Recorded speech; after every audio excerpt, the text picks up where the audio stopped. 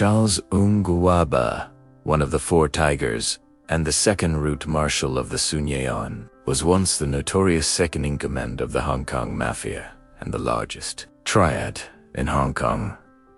He was famous for his explosive temper. He'd blow out at the slightest offense and attack anyone who provoked him. His signature move was to act first, talk later. Born in 1947 into a formidable triad family, his father, Heung Chin, was the founder of the Sun Yee On, and known as the Emperor of Kowloon. Charles Heung Wah Ba was the son of the second wife, Lam Woying, because his mother was strong-willed and shrewd, often overpowering the submissive concubine. The mother of Charles Heung Wah Ba, exuded a domineering and rebellious aura from a young age, a stark contrast to his half-brother, Heung. From his youth, Heung Wah Ba was the most indulgent and hedonistic of the brothers, known for his hot temper and direct approach.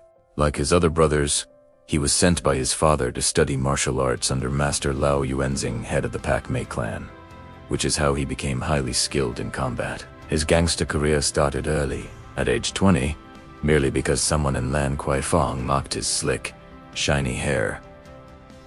Heung Wah Ba didn't waste words.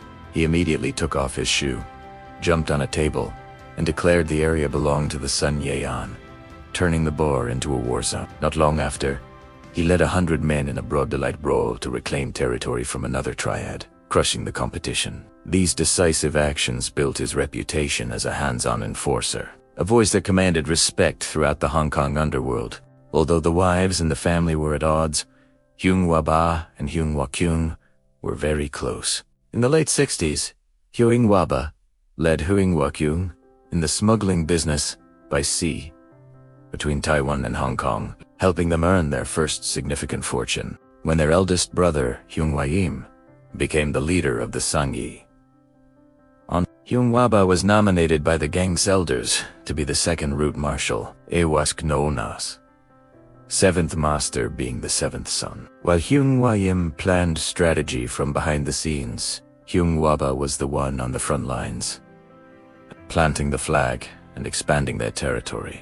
He, along with Kai Po, Cheong Lung Thun, and Yu Wing Sa, became the new Tigers, pushing the Sun Yee On's influence into Tsim Sha Tsui, the new territories, and Hong Kong Island. In the early 80s, when the new territories became a lucrative prize eyed by many gangs, Heung Wah Ba teamed up with Kai Po, commanding nearly 200 followers in a nighttime ambush, to seize control of the area. By the late 80s, the Sun Yee On had become the largest triad in Hong Kong, boasting 200,000 members. Heung Wah Ba was at his peak, truly second to one, but above tens of thousands. However, disaster struck in 1987 when the dragon head, Heung Wah Yim, was arrested. The Sun Yee On was left a dragon without a head, and internal factions began vying for power. The most brazen challenger was the head instructor, So Lung. So Lung had trained many of the gang's top fighters, the 5 Tigers and 10 elites, and wanted to challenge the authority of the Dragon Head family. The Heung family, So Lung began by having his men severely beat Heung Wah Kwach, Heung Wah Ba's younger brother, never one to sit back. The hot-headed Heung Wah Ba retaliated. He led his men to smash So Lung's martial arts school, then ambushed So Lung, leaving him hospitalized with serious injuries. Enraged, So Lung decided to make his move, ordering his top disciple, To Lin Shun Tiger of Sim Tung, to take out Heung Wah Ba. In Macau, To Lin Shun led a surprise attack, hacking at Heung Wah Ba. Heung Wah Ba was severely injured, but managed to survive. After this incident, the Heung family decided to counter it, enlisting the help of the Grand Administrator, Lam King, and finally defeated So Lung. In the early 90s, Heung Wah Ba was living a life of luxury and debauchery in Tsim Sha Tsui East. After a lifetime of turmoil, he decided to retire from the underworld and go into legitimate business, focusing on restaurants and real estate. But he failed repeatedly. It's rumored that, in his later years, he struggled financially and had to rely on a monthly allowance of tens of thousands of dollars from Heung Wah. Regarding his personal life, At age 24, Heung Wah Ba married a Malay who was 17 against his family's wishes. They had 2 sons before divorcing, although he gave his ex-wife 2 houses and paid for his sons to study abroad. His sons grew to resent him and wanted no relationship with him. It wasn't until 2007, at the age of 60, that Heung Wah Ba found his true love, a woman from Nanjing 22 years his junior. They quietly married after a 9-year relationship and settled down to a peaceful, happy life. The video concludes that for a man like Heung Wah Ba, who had spent his entire life in the violent chaos of the underworld, to be able to find peace and quiet in his old age was truly a rare thing. Have you ever watched a Stephen Chow movie and marveled at the incredible kung fu, wondering where he got his inspiration? Well, the story behind it is more astonishing than any of his films. It involves a legendary figure, a man who was not only a martial arts master but also a powerful triad godfather. This is the story of Lau Kar-Lun's father, Lau Kem. Lau Kem was a direct disciple of Lam Sai Wing, who himself was a student of the legendary Wang Fihung. That's right, the Wang Fahung. This places Lau Kem directly in the lineage of one of the most revered martial arts traditions in history. He was a true master of Hung Ga Kuan, a powerful and intricate style of kung fu. He didn't just practice it. Embodiet Italiano. His skill was so renowned that he became a highly respected figure in the martial arts community of Hong Kong. But his influence didn't stop there. In the complex world of old Hong Kong, martial arts schools and the underworld were often intertwined. A master's reputation wasn't just about skill, it was about power and respect. Lau Kem commanded both. His authority was so great that he was recognized as a godfather figure within certain triad circles, a man whose word was law and whose fist was justice. He wasn't a gangster in the typical sense. He was a guardian, a respected elder whose martial prowess protected his community. So how does this connect to Stephen Chow? The link is Lau Kem's son, the legendary director and action choreographer, Lau Kar-Lun. Lau Kar-Lun grew up steeped in this world of authentic martial arts. He learned Hung Ga directly from his father, inheriting not just the techniques, but the spirit and philosophy of the art form. When he entered the film industry, he brought this authenticity with him, revolutionizing kung fu cinema. Before Lau Kar-Lun, many movie fight scenes were more like theatrical dances. He changed all that. He insisted on real techniques, real power, and real principles. His choreography was a reflection of his father's teachings, grounded, powerful, and deeply rooted in tradition. He directed iconic films like The 36th Chamber of Shaolin, setting a new standard for martial arts on screen. Now, let's bring it to Stephen Chow. Stephen Chow has always been a massive fan of martial arts, particularly the classic kung fu films of the 70s. He idolized Bruce Lee, of course, but he also deeply admired the work of directors like Lau Kar-Lun. When Chow was preparing for his masterpiece, Kung Fu Hustle, he knew he needed someone who understood the soul of Kung Fu. Who did he turn to? The one and only Lau Kar-Lun. Initially, Lau Kar-Lun was hired as the action choreographer for Kung Fu Hustle. This was a meeting of giants, the king of comedy and the master of Kung Fu cinema.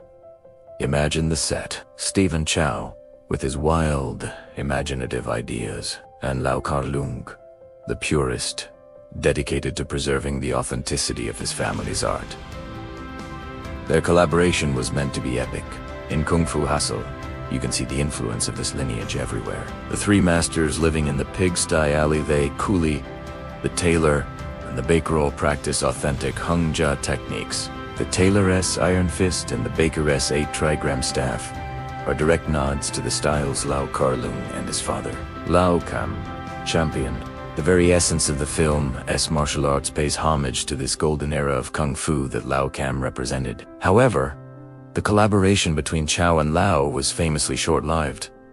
They had creative differences. Stephen Chow, the visionary director, had a very specific, often fantastical, vision for his action sequences. He wanted to blend traditional kung fu with CGI and exaggerated, cartoonish physics. Lau Kar-Lun, on the other hand, was a traditionalist. He believed in showing real, unadulterated kung fu. For him, the integrity of the movements was paramount. He reportedly felt that Chow's CGI-heavy approach undermined the authenticity he had spent his entire life upholding. Their visions clashed. Lau wanted to film a classic duel between the masters, showcasing their raw skill. Chow envisioned something more stylized, more over the top. In the end, they parted ways respectfully. The action choreography was taken over by another legend, Yuan Whooping, who was perhaps more accustomed to blending traditional arts with fantastical elements. A scene in The Matrix and Crouching Tiger, Hidden Dragon. But even after Lau Kar-leung left the project, his spirit remained. The foundations he laid are still visible in the final film. The early fight scenes, especially those involving the three masters, bear the unmistakable stamp of Lau Kar-leung's authentic choreography. He set the tone. He brought the spirit of his father, Lau Kem, onto the set of Kung Fu Hustle.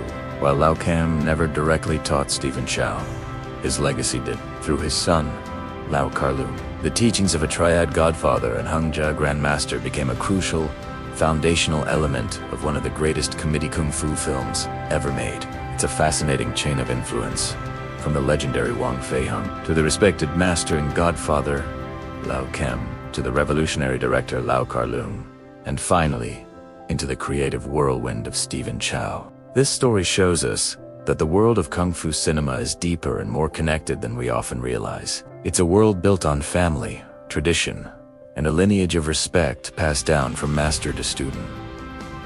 Lau Kem was more than just a fighter. He was a pillar of a bygone era, a guardian of a powerful art form. His influence, though unseen by most, is felt in the powerful stances, the swift strikes, and the unyielding spirit of the heroes on screen. The next time you watch Kung Fu Hustle and see the tailor unleash his iron fist, remember the incredible story behind it. You're not just watching a movie. You are witnessing the legacy of a triad godfather who taught Stephen Chow the true meaning of Kung Fu without ever meeting him. Thank you so much for watching. If you enjoyed this dive into the hidden history of Hong Kong cinema, please hit that like button and subscribe for more stories you won't find anywhere else. Let me know in the comments which Kung Fu legend you'd like to hear about next. See you in the next video.